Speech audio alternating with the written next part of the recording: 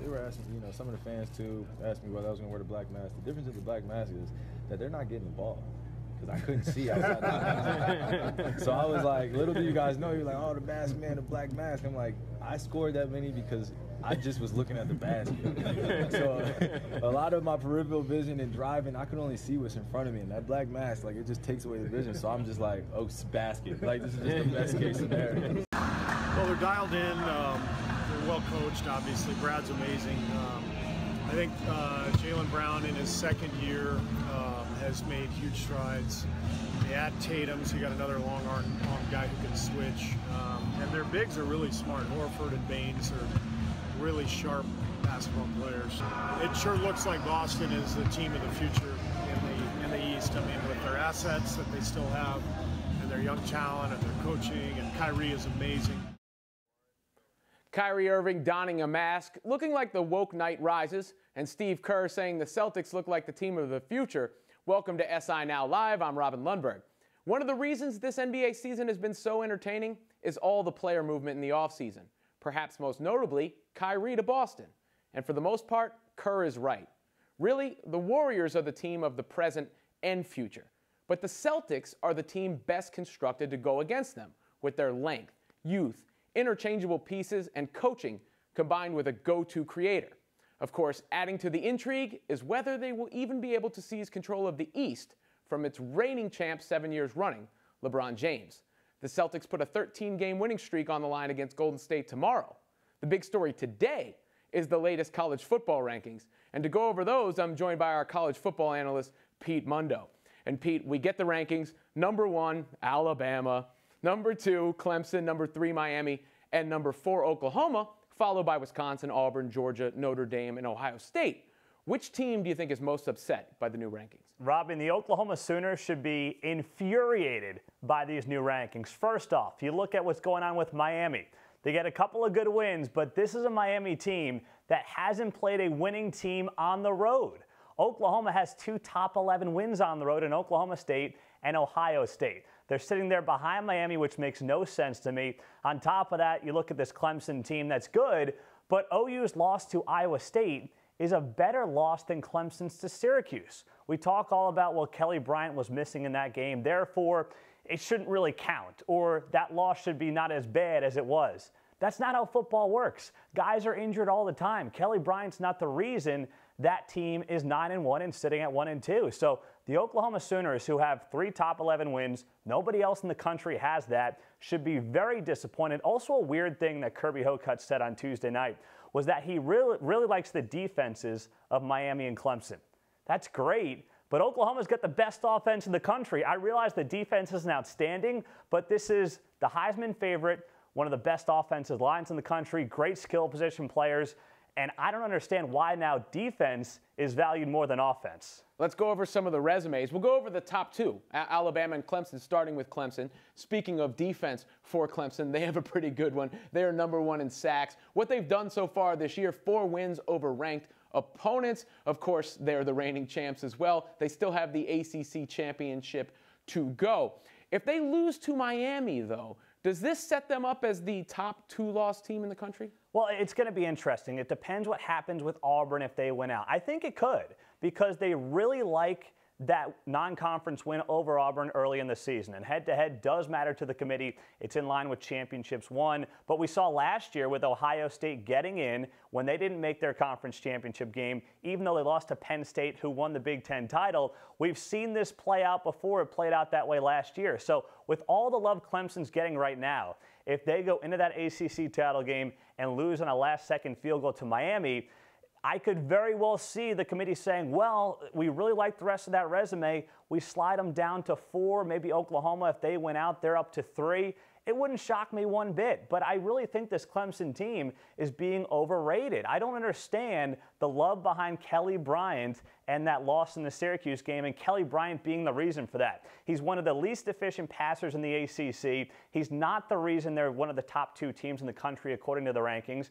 And I think that we look at the quarterback position and we know how important it is, but we're overvaluing it. This is not Deshaun Watson. This is a young quarterback who's playing with great pieces around him and is benefiting because of that. Yeah, if you're going to say what's the number 1 reason they were able to beat Alabama, Deshaun Watson. Not there. Now we Yeah. go to Alabama's resume up next, and maybe I'm hating a little bit, but it's not that impressive to me. I mean, their track record overall is impressive. Their defense is great, #1 in scoring defense, of course. They still want to win the SEC championship, but their big win might be Mississippi State on the road. Is there a scenario where Alabama misses the college football playoff? If they lose to Mercer this weekend, it's going to be really tough. Oh, yeah.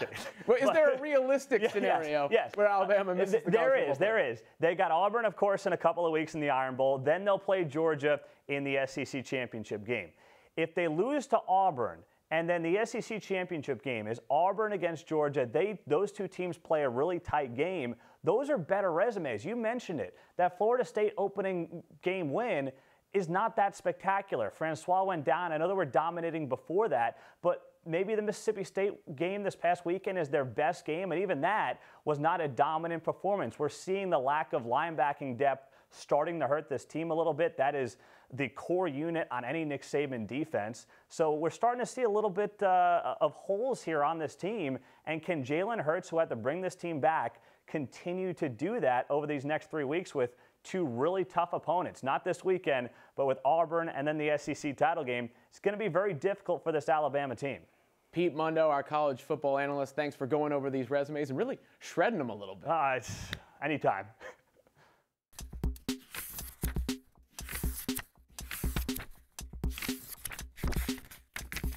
The college basketball season is underway, and last night's Champions Classic brought together 4 of the nation's best teams. SI's Dan Green is here to react to the marquee matchups. Now, Dan, Duke's Grayson Allen, the star of the night, 37 points as the Blue Devils defeat Michigan State. A lot of talk about the freshman class and the prospects, as always, but is Grayson Allen perhaps the best player in the country? He's certainly the one with the hottest stock right now. He could be the best player in the country. We had him pegged as one of the preseason National Player of the Year favorites. His own teammate, Marvin Bagley, might have something to say about that. Alonzo Trier from Arizona might have something to say about that. But what Grayson Allen did last night was remind everyone just how phenomenal a player he can be. I think last year things got so caught up in the tripping and he was hurt, his numbers went down, that things got kind of lost in the shuffle and he became kind of more this pariah, this divisive figure. And last night was a reminder that he can actually play basketball really well. There's a reason he was a preseason National Player of the Year favorite last year. And he's capable of having that kind of season this year. And Trayvon Duval's arrival as the point guard has been big for him. He's able to distribute and run the offense and then let Allen worry more about attacking and scoring, which is a little bit more of a natural fit for him. And he's excelled so far. He's shooting the ball spectacularly and looking like the player people think he could be. Grayson Allen's so Duke, isn't he? Does any other player epitomize their school more than he does? He is very, very Duke, yeah. Duke, you mentioned Marvin Bagley. That's what's impressive. He missed most of the game. They still win. If they are fully healthy, are they the national title favorites? They certainly look like it so far. We had Arizona as our #1 team. They're going to be in the mix too. I mentioned Alonzo Trier, DeAndre Ayton. Their freshman big man is going to be a big part of that too. But Duke last night was the team that people expected them to be in August before Bagley reclassified and committed, which was already supposed to be a very good team. And the fact that they played that well against that caliber of opponent, because Michigan State is a top-notch team, Final Four favorite, really bodes well for how they would look with Bagley playing and at full strength. We saw a lot of zone from them last night, that 2-3 zone. They stayed in all game, which is unusual for Coach K. And that might be something that they can ride to a lot of success this year with this team that they have. Another team that wants to be on that mantle, of course, is Kentucky. But they haven't been great so far, losing in the second game of the Classic to Kansas. They struggled against some lesser teams, of course, against Utah Valley and Vermont. Are there any concerns there with the Wildcats? The Utah Valley game was a little shaky at times. I think the Vermont win is going to look a little bit better in time as people start to see how good a team Vermont is. It's an experienced team. It's an NCAA tournament team. But with Kentucky, right now what we're seeing is a reminder of how the expectations should be tempered a little. This is an extremely young team, even by John Calipari standards. Their most experienced player, Wenyen Gabriel, is a sophomore who only played 18 minutes a game last year. So there's some kinks to work out, and they're still figuring out the roles of these guys on this team. Calipari had said over the weekend that if anyone knew who our go-to guy should be, hand him a note, let him know. Kevin Knox showed flashes of being that last night, but right now they still need to sort out who they are, what they're going to be, and who's going to shoot. They don't have a lot of outside shooting, and who's going to be the players that they can rely on down the stretch when the going gets tough. You know, from contenders to not so much. Indiana, the rebuild going on in Bloomington, not so great so far. Archie Miller and company booed in that 21-point loss to Indiana State. Are Hoosiers fans in for a lengthy rebuild there? I don't think so. I wouldn't overreact too much to the first game. It's certainly understanding to be disappointed. A loss by that much at home to Indiana State. They hadn't lost a home opener in Assembly Hall since 1984. And to lose by 22 to the Sycamores has to be tough. Larry Bird wasn't there.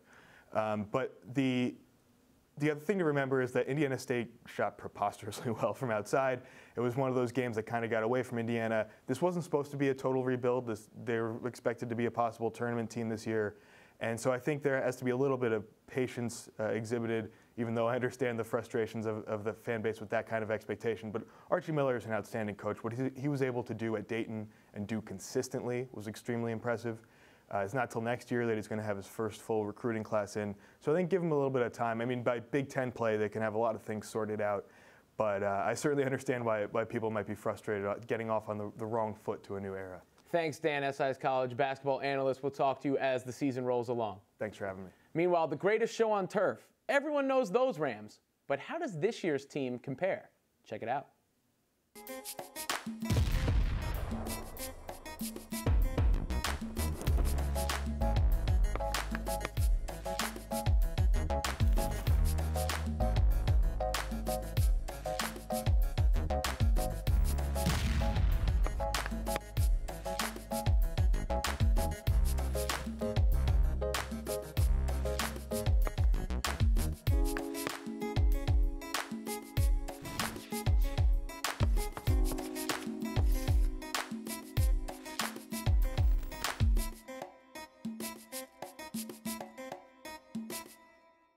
LeBron James called Madison Square Garden his favorite playground, but it might also be worth making it his personal one. Look, I believe James is already the best player ever and has nothing left to prove. And I could never fully endorse entrusting the remainder of his career to a franchise run by James Dolan, but let's put that to the side for a second. The Knicks actually make a whole lot of sense for LeBron. First, there's Kristaps. Porzingis is a generational talent, and his ability to protect the rim, snare the ball from the sky, and spread the floor would be a perfect fit in what would be the most devastating front court pairing in the history of basketball. Speaking of youth, I understand LeBron preferred Dennis Smith Jr., but Frank Ntilikina is just 19 and has the length defensively desperately lacking on the league's worst defense in Cleveland. And Tim Hardaway Jr., he's 25, with the scoring prowess to lighten the load in that department. Would you rather have those guys flanking you or next year's version of Dwayne Wade, Derrick Rose, and the Wash Stars? LeBron won one for Cleveland. That's done. Imagine him winning a title with a third team, becoming the only superstar to do so, and having that team be the Knicks. The Knicks! The Knicks. That'd be doing the impossible for a second time and would make it impossible to argue against his GOAT status. He's already taken a bunch of former Knicks to the promised land. Winning with this current group might be easier. And forget being the king of New York. If LeBron brought a title to the Mecca, he'd be a god. Plus, remember, Phil Jackson is gone. How sweet would it be for the king to make Phil recreate the Arthur meme from a Zen farm somewhere? By the way, they'd have to get rid of Cantor too to clear cap space. I would have laughed it off not long ago. And all things considered, the salary cap, his seeming disdain for the organization, it's nothing more than a pipe dream. Not to mention the kind of thinking that made the Knicks a laughingstock pre-KP. Still, I can't help but like the way it sounds. LeBron James to the New York Knicks in 2018.